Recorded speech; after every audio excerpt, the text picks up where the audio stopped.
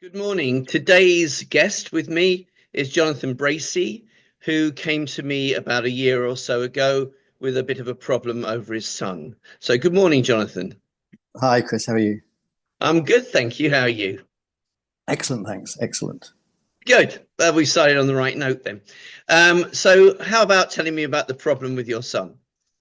Yeah, so back in August 2023, our little boy George, who was two then, um, was clearly suffering from some kind of obstruction in his biliary system, and it turned out that the obstruction was a rhabdomyosarcoma tumor in his bile duct in the middle of his liver. Um, the only kind of good news really is that it was there because it meant it presented itself early. So we were faced with a stage one rhabdomyosarcoma tumor, very localized, but just in a very difficult position to reach within him. Yeah, we should tell people there is a soft tissue sarcoma. There's bone sarcomas and there's soft tissue sarcomas, and there are about 50 different sorts of soft tissue sarcoma. Rhabdomyosarcoma, not common at all, although I've talked to about 3 people in the last year with them. But this was sort of in his liver, but it was actually in his bile duct in his liver. That's correct. Yeah, the way the surgeon described it, it was kind of growing like a sausage inside his bile duct. Yeah. So, did anybody give any comment onto why he might have a rhabdomyosarcoma? Why? We There know. was, I mean, at the outset, it was we were greeted by sort of by clinicians who were quite surprised at this diagnosis. It was certainly not something we expected. There's no history of cancer within our families, myself or my wife. Um, and I guess two sort of things happened at that point. One of them was we need to fix the sarcoma, we need to fix the cancer, and the second was a more sort of root cause analysis of why has this happened? Is there any reason why it's happened?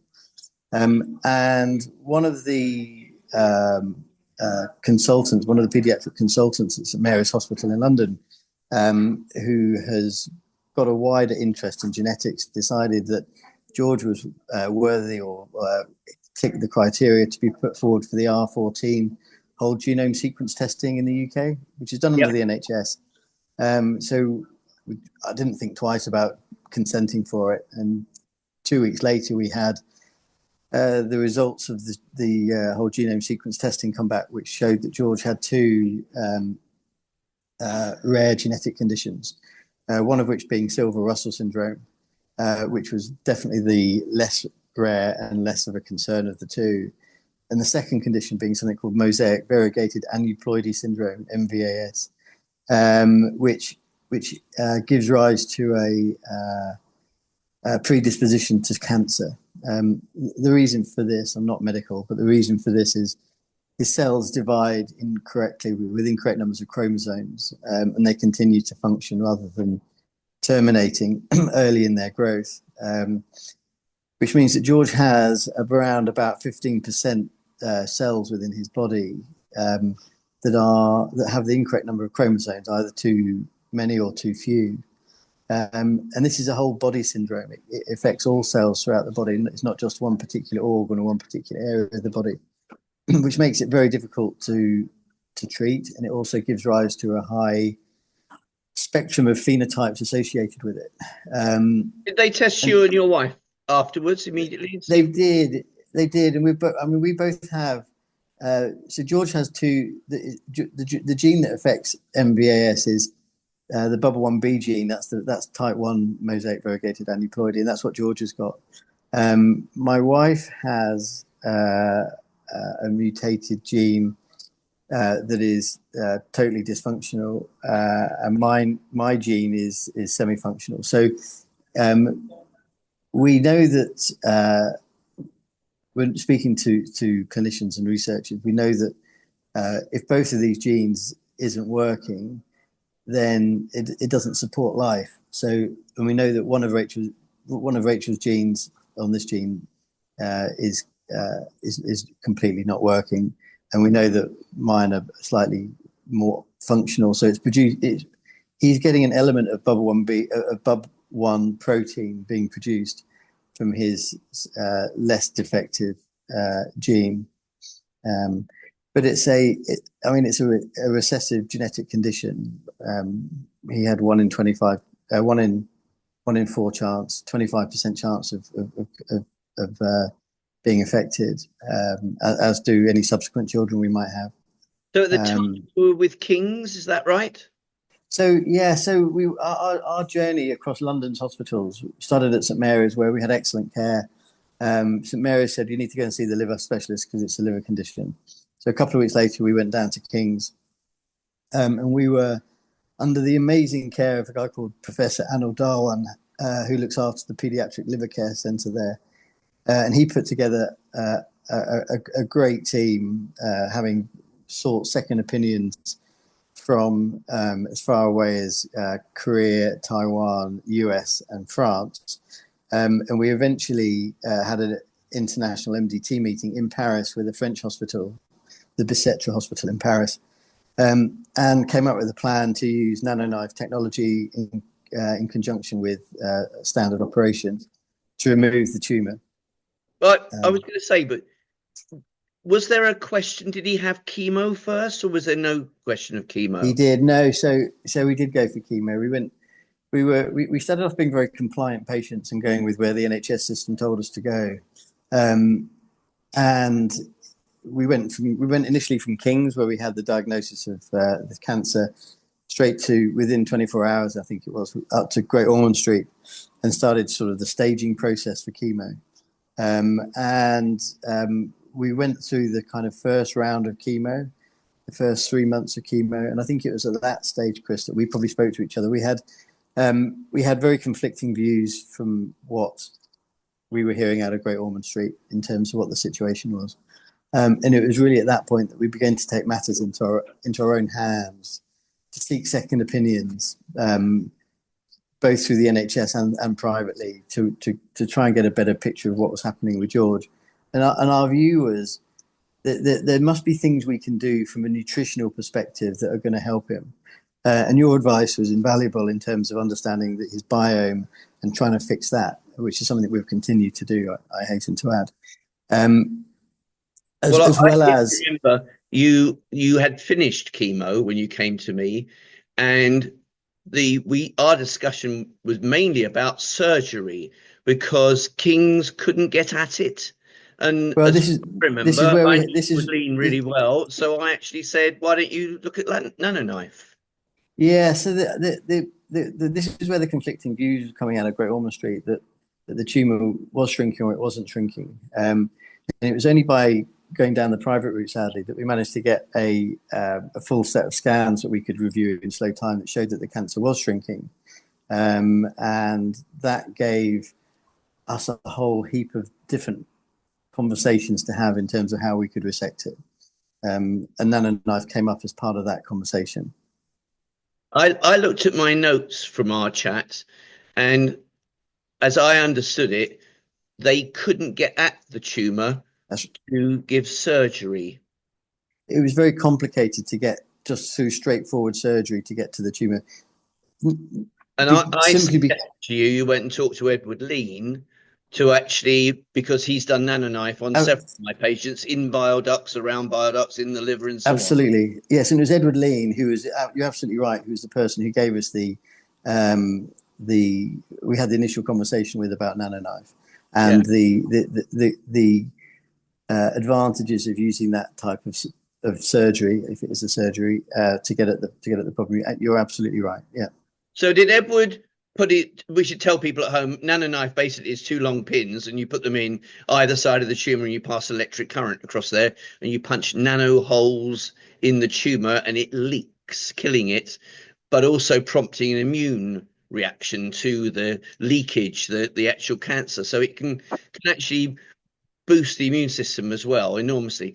But he didn't tackle the whole tumor, is that right? It was a combined effort between surgery and King's and NanoKnife, was it, or not? That's right, it was, exactly. So Edward Lean was instrumental in kind of giving us that insight, that sort of way forward, which we fed into King's. Edward also took us through He was the only person to date to take us through a full set of scan images of the tumor, and he was very, very clear in his mind that the tumor was shrinking, which gave the surgeons, I think, the impetus of saying, actually, it is shrinking. It's now at a manageable size, and with a kind of combination therapy of NanoKnife plus resection, we can remove it.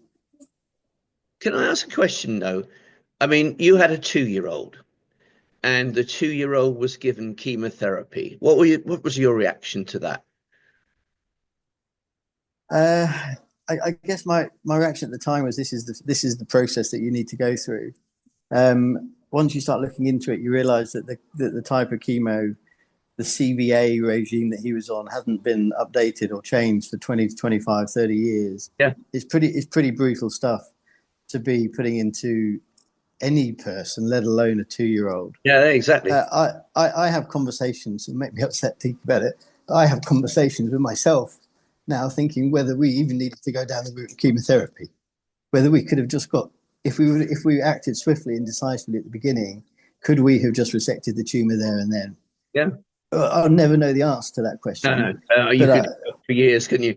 I mean, the issue I think I would have said to you is I've helped a lot of people with sarcomas, and notably Tab Seddington, we beat her sarcoma, but chemo doesn't really work on sarcomas.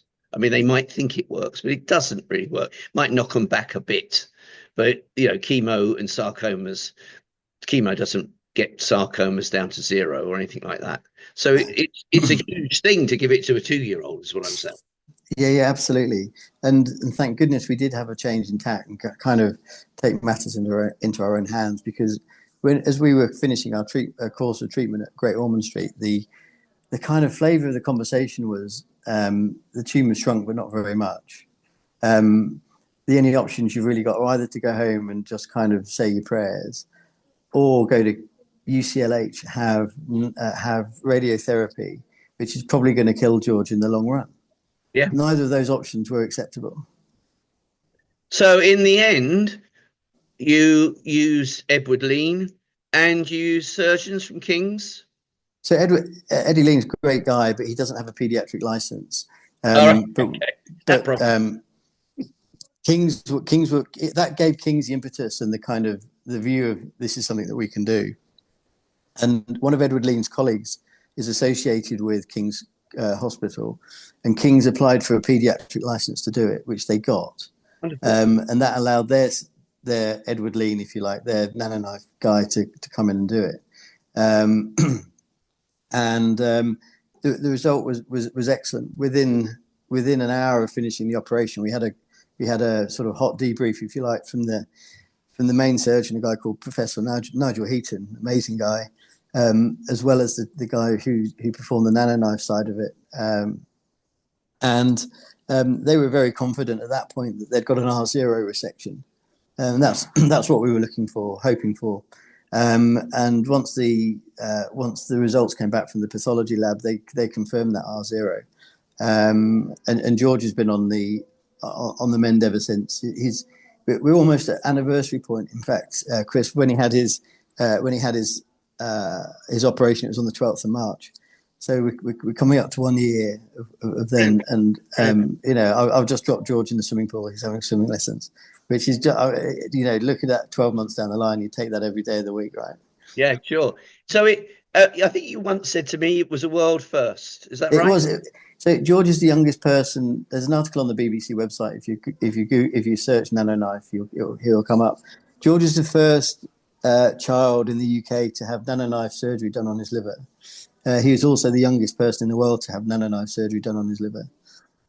So yes, a couple of milestones, which the guys at King's have turned around and said this is really good. This is super helpful because it's just going to pave the way for more people to be able to have this procedure open to them.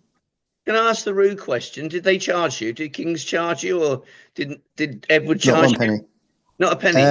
No, I think we paid a couple of consultations for Edward, which is completely understandable. But King's, there was no. I mean, it was all done on the NHS. The service from King's Hospital was just outstanding. Right, and Edward is at so that's King's did the surgery, and Edward is at St Mary's. That's right, Hammersmith, isn't he? Well, no, Edward is. We met Edward through through his surgery at in Harley Street, or Princess Grace Hospital in Princess Harley Grace. Street. Sorry. Yeah, Okay, Princess Grace. Yeah. yeah. A lot of people have, he's technically on our medical board, and we have sent people to him. People have a lot of trouble tracking him down. So he's at Well, I think the other person you put us in touch with was Justin Stebbing, and Justin has been equally amazing in his support and help for us. Yeah. So okay. So what are you doing now to kind of protect George for the future? So this rare condition has got mosaic variegated aneuploidy syndrome. When we found out he had that, and we got through his initial cancer sort of process, we looked into MVA, and there was nothing out there at all. So in November last year, we set up a charity called the Mosaic Variegated Aneuploidy Syndrome Society, or MVA Society, which is on www.mvasociety.org. It's the first and only MVA-aligned charity and patient advocacy group in the world. Our aim is to raise funds to start looking at treatment options for this condition. Whether we find a cure for it is different, but I'm hopeful we'll be able to find a treatment that gives a better and longer quality of life than they would do otherwise. I would have said to you, I don't treat anybody under the age of 18. I certainly don't treat people anyway, or offer cancer treatments. I was just I came up with an idea, that was all. I would have said to you though, after conventional treatment, it would be a good idea to rebuild his microbiome. Exactly, and that's one of the first things we've been doing, trying to do that. So, I mean, his diet, we understand his diet is super important, and that's one of the main things we work on a day-to-day basis with him. Yeah. All right. Well, thank you for telling your story. I wish you and George all the best, and your lovely wife, and all the best to you. Thanks, Chris. All right. Bye-bye. If you like the videos we have in the Cancer Active community, please go to the Chris Williams YouTube channel. Watch a video there and click on the like and subscribe button there. It helps us get far more awareness for Cancer Active. Thank you very much.